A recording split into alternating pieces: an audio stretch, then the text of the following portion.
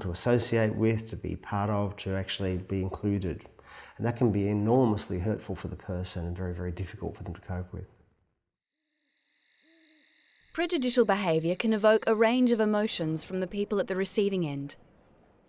These emotions include embarrassment, shame, guilt, resentment, despair, and anger. It made me feel sort of low. I felt like these people were, I had every right to be on that tram as well. When you're a victim of prejudice, probably the most common experience is shame, sadly. You feel shamed that in some way something about you has been pointed out.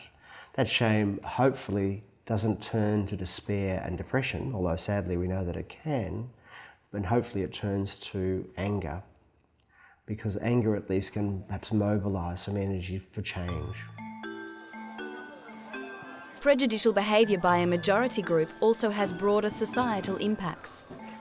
In the school environment, a culture of prejudice can lead to emotional, physical and cyberbullying.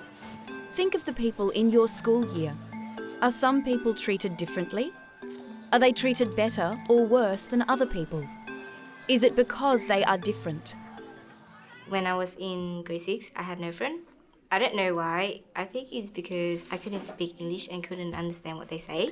So they kind of left me out, but it's okay like that. But then they kind of like whispering behind my back and being really mean. In the wider community, prejudice can have ramifications on people's pay structure and ability to get ahead in their job. Women, on average, still receive less money than men for the same job. Take a look at the political leaders in your country. Do their ethnicities reflect the representation of different ethnicities in your city? Does one ethnicity dominate? Think about your favourite television program. What kinds of people play the lead roles? Are there many Asian or Middle Eastern characters? Prejudicial behaviour develops out of ignorance.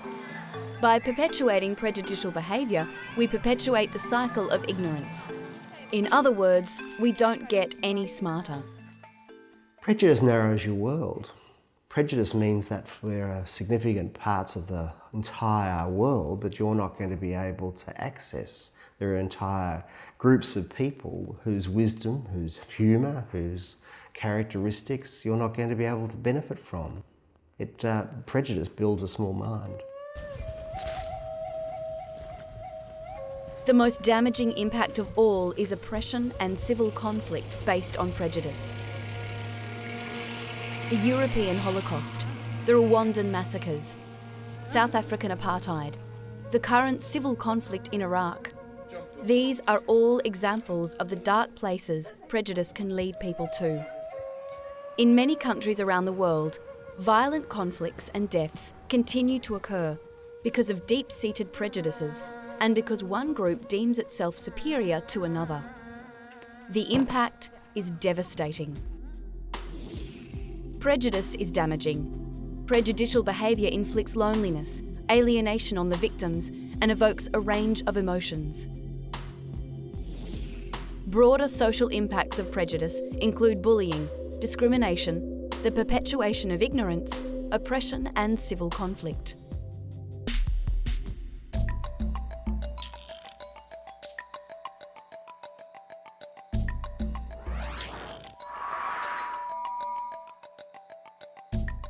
With my mental illness, more specifically major depression, which I was diagnosed with many years ago, I felt that I came across discrimination when it came to me returning back to school from being in hospital.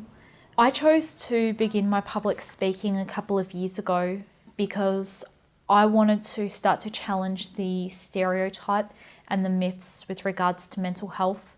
And I wanted to be able to offer people that work with young people, or just the general public, a better understanding of mental health and work towards achieving a mental health friendly society. While prejudice does have a devastating impact on the people who experience it, it's never too late to change our views or try to help. Everyone develops prejudicial feelings and behaviours at some stage during childhood. This is because, as children, we take on the values and beliefs of the mainstream society. For this reason, it is important to be careful about the use of prejudicial language and stereotypes when around younger people. As we develop into adults, we realise that these values and beliefs are not necessarily real for all the people in our society. We may notice that some people are persecuted or discriminated against simply because their beliefs are different from the mainstream. How can we, as individuals, help prevent prejudicial behaviour?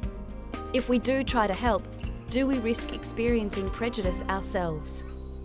Sadly, we do sometimes risk things if we stand up for people who are being prejudiced against.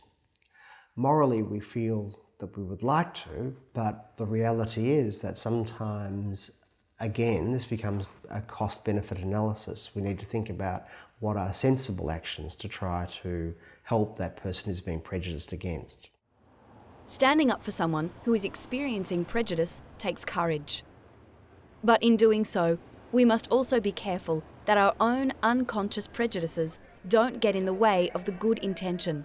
So while it's a great thing to stand up for somebody who's prejudiced against, it's something that you need to be careful about, and you also need to be careful that in the very act of standing up for somebody who's prejudiced against, you're not yourself having a false idea of what they're capable of.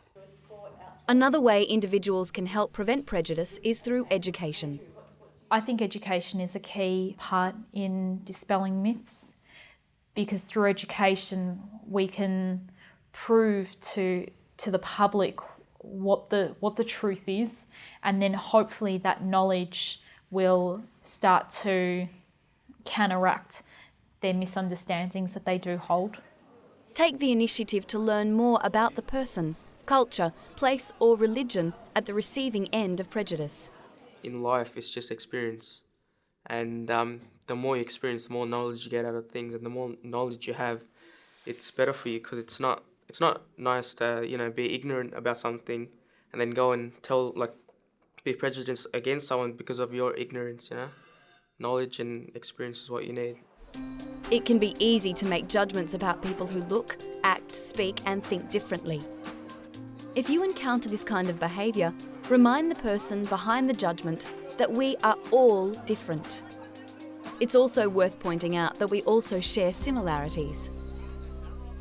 Because you have different type of people, so they have different interests, but then you sort of just hang out together when you know that person is good and you have the same type of thing that you like to do, like reading book or play computer game or that sort of thing.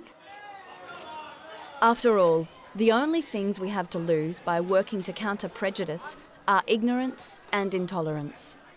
As human beings, I think we know that humans are worthy of some respect. And while they might be different, they may have different beliefs, we actually run the risk of lessening ourselves as human beings if we give in to prejudice.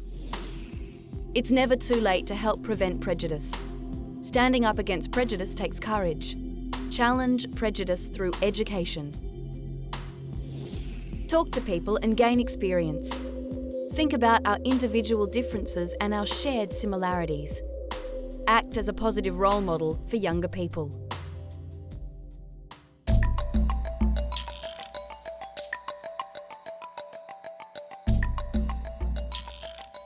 People who are different from mainstream society often experience prejudice.